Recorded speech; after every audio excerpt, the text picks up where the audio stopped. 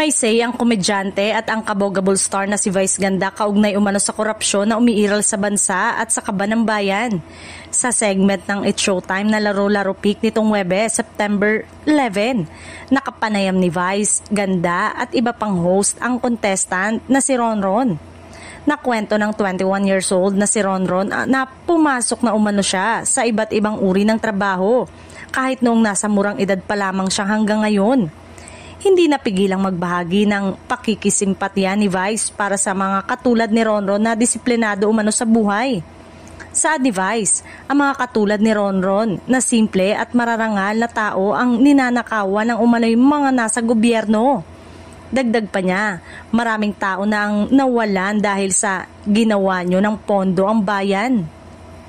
Sa pagpapatuloy ni Vice, inisa-isa niya ang mga uri ng mamamayan na silang nagdusa dahil hindi umano nararatingan ng sapat na tulong mula sa gobyerno dulot ng umiiral na korupsyon. Pahabol na ang kabogable star na hindi lang umano salapi ang ninanakaw sa korupsyon, kundi buhay rin ng mamayang Pilipino.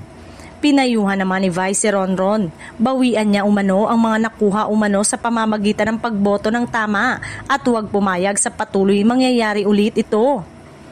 Marami namang netizen ang naantig sa heartfelt message ni Vice at sinang-ayunan nila ang komedyante.